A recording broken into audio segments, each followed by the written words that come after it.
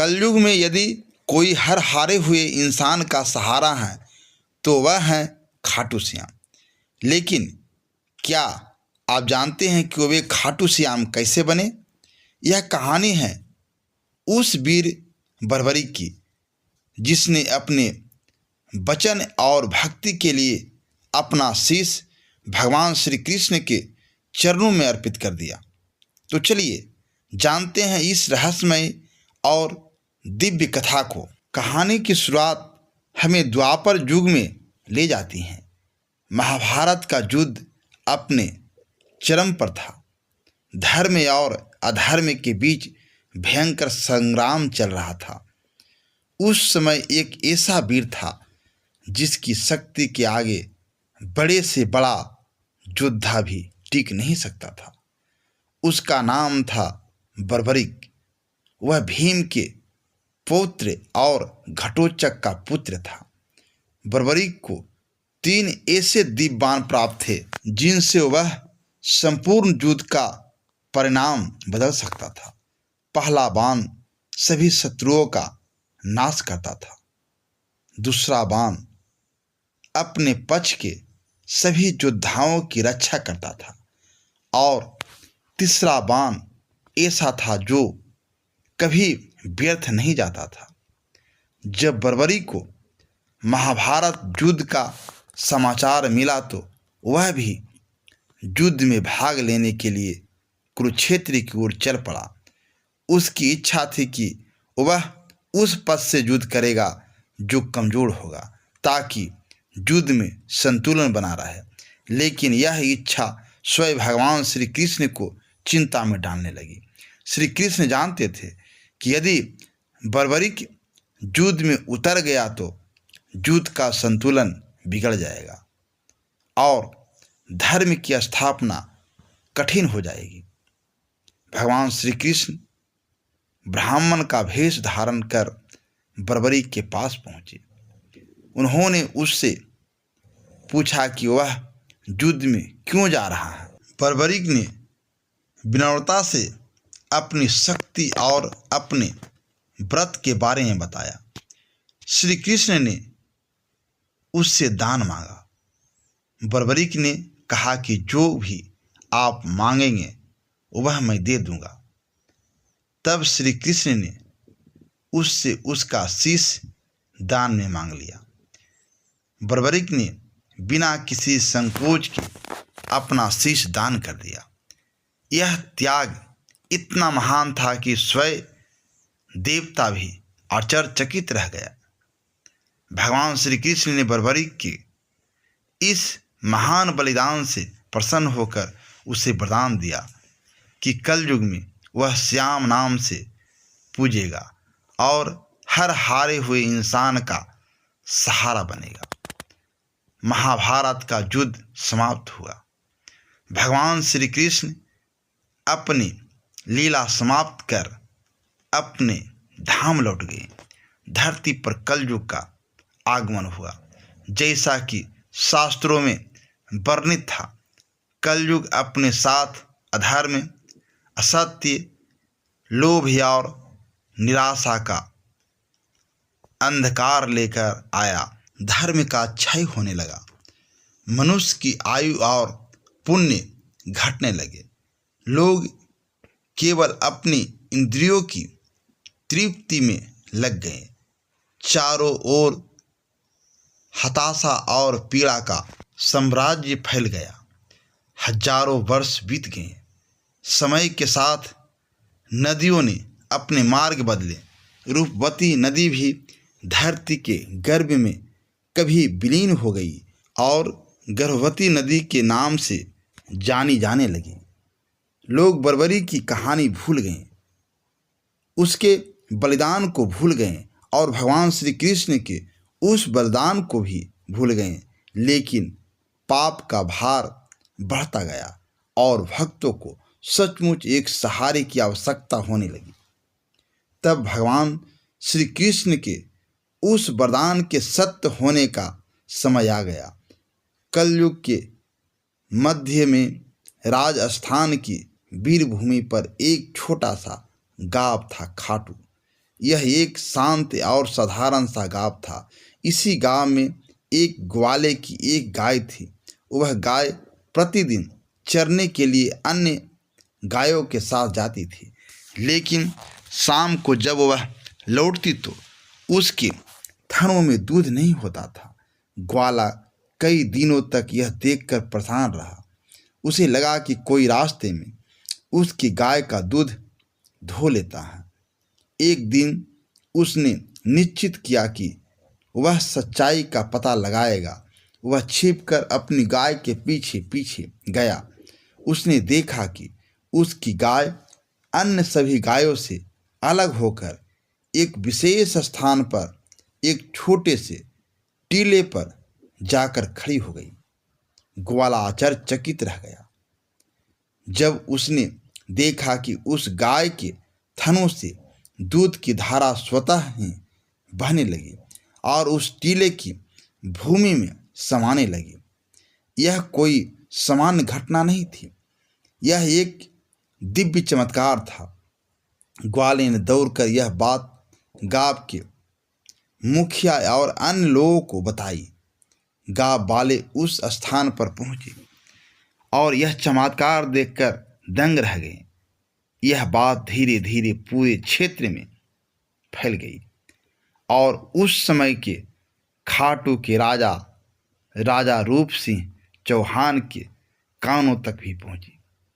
राजा रूप सिंह एक धर्मप्रिय और न्यायप्रिय शासक थे।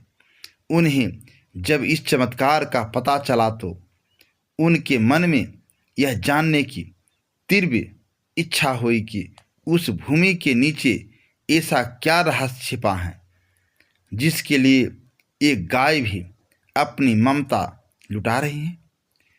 उस रात राजा रूप सिंह अपनी सैया पर इन्हीं विचारों में खोए हुए थे। तभी उन्हें एक दिव्य स्वप्न आया। स्वप्न में एक दिव्य प्रकाश के बीच स्वयं भगवान श्री कृष्ण प्रकट हुए। उन्होंने राजा से कहा, हे राजन, जिस स्थान पर गाय का दूध स्वतः बह रहा है वह कोई साधारण भूमि नहीं है। उस भूमि के नीचे मेरे परम भक्त वीर बर्बरी का शीश दबा हुआ है, जिसे मैंने द्वापर युग में कलयुग के कल्याण के लिए यहाँ सुरक्षित किया था। अब समय आ गया है कि तुम उस शीश को बाहर निकालकर उसे स्थापित करो और उसकी पूजा का विधान आरंभ करो। यह शीश कलयुग में मेरे श्याम स्वरूप में पूजा जाएगा और यह स्थान खाटू श्याम जी के नाम से एक महान तीर्थ बनेगा। जाओ, उस भूमि का खनन करवाओ और मेरे भक्त को उसका सम्मान दो। यह कहकर भगवान अंतर्ध्यान हो गए। राजा की नींद टूट गई। उनका शरीर कांप रहा था और आंखों में भक्ति के आंसू थे। उन्हें विश्वास हो गया था कि यह कोई साधारण स्वप्न नहीं बल्कि स्वयं प्रभु का आदेश है। अगली सुबह राजा रूप सिंह अपने मंत्रियों, सैनिकों और गांव वालों के साथ उस चमत्कारी टीले पर पहुंचे। उन्होंने उस भूमि को प्रणाम किया और श्रमिकों को पूरी श्रद्धा और सावधानी के साथ खुदाई करने का आदेश दिया।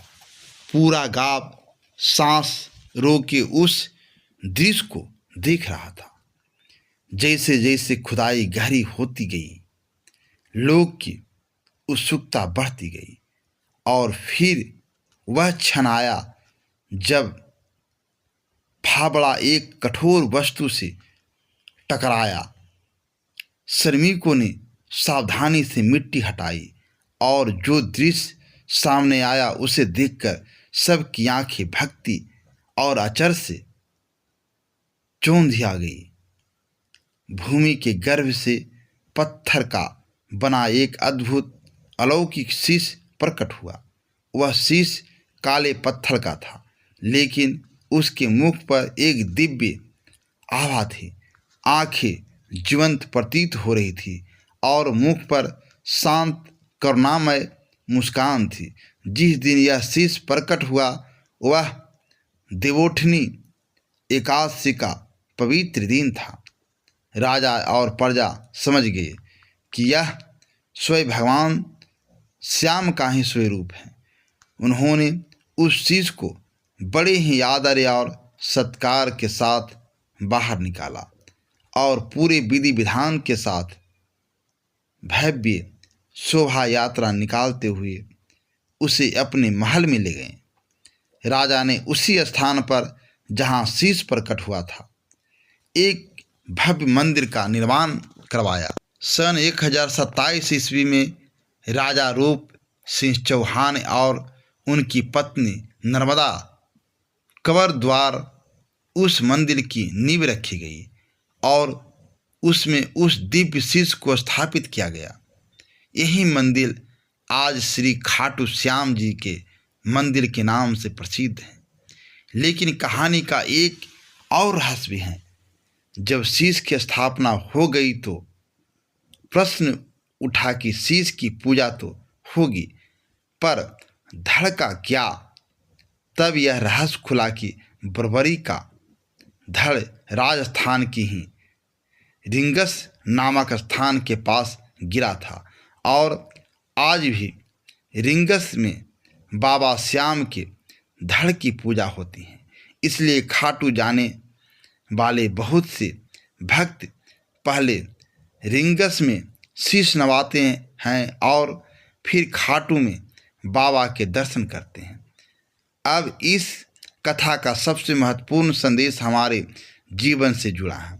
भगवान श्री कृष्ण का वह वरदान कि तुम हारे का सहारा बनोगे केवल एक वाक्य नहीं था, यह कलयुग के हर दुखी, हर निराश और हर पराजित व्यक्ति के लिए संजीवनी था। हारे का सहारा का अर्थ केवल युद्ध में हारना नहीं है, इसका अर्थ है जीवन की लड़ाई में हार जाना। जब कोई व्यापारी अपने व्यापार में सब कुछ गंवाकर हार जाता है, जब कोई विद्यार्थी परीक्षा में असफल होकर टूट जाता है, जब कोई रोगी अपनी बीमारी से लड़ते लड़ते हार जाता है, जब कोई इंसान रिश्तों की उलझनों में टूट जाता है, जब किसी को चारों ओर अंधकार ही अंधकार दिखे और आशा की एक किरण भी न मिले, तब उस हारे हुए इंसान का हाथ थामने के लिए जो शक्ति प्रकट होती है उसी का नाम है श्याम। आज भी लाखों लोग अपनी पीड़ा और अपनी झोली लेकर खाटू की उस पावन धरती पर जाते हैं। वे बाबा से कुछ मांगने नहीं बल्कि यह बताने जाते हैं कि बाबा मैं हार गया हूँ, अब यह जीवन की गाड़ी आप ही चलाओ। और इतिहास साक्ष्य हैं कि जो भी उस चौखट पर सच्चे मन और विश्वास के साथ गया वह कभी खाली हाथ नहीं लौटा। बर्बरी के वे 3 बाण आज भी उनके प्रतीक चिन्ह हैं। वे हमें याद दिलाते हैं कि उनकी शक्ति आज भी उतनी है। पहला बाण उन दुष्टों का नाश करता है जो उनके भक्तों को सताते हैं, दूसरा बाण उनके भक्तों की रक्षा करता है और तीसरा बाण जो उन्होंने कभी चलाया नहीं वह हम सब के लिए सुरक्षित है कि जब भी कोई भक्त उन्हें पुकारेगा वे उसकी रक्षा के लिए स्वयं प्रकट हो जाएंगे। तो मित्रों, यह थी कहानी एक वीर योद्धा बर्बरी की, जो अपने एक वचन और एक बलिदान से कलयुग के ईश्वर खाटू नरेश, शीश के दानी लखदातार और हम सब के प्यारे हारे के सहारे बाबा श्याम बन गए। उनकी कहानी हमें सिखाती है कि धर्म के लिए किया गया त्याग कभी व्यर्थ नहीं जाता। यह हमें सिखाती है कि यदि विश्वास सच्चा हो तो पत्थर में भी प्राण आ जाते हैं। और सबसे बढ़कर यह हमें सिखाती है कि चाहे जीवन में कितना भी अंधकार क्यों न हो, हार मत मानो, क्योंकि खाटू में बैठा एक शीश का दानी हर हारे हुए का सहारा बनने के लिए तैयार है। दोस्तों, अगर इस कहानी ने आपके दिल को छुआ हो तो एक लाइक ज़रूर कर देना। आपकी एक लाइक इस कहानी को और लोगों तक पहुंचाने में बहुत मदद करती हैं। और ऐसी ही नई नई कहानियां सुनने के लिए एसवी हिंदी कहानी चैनल को सब्सक्राइब अभी तुरंत करें। धन्यवाद।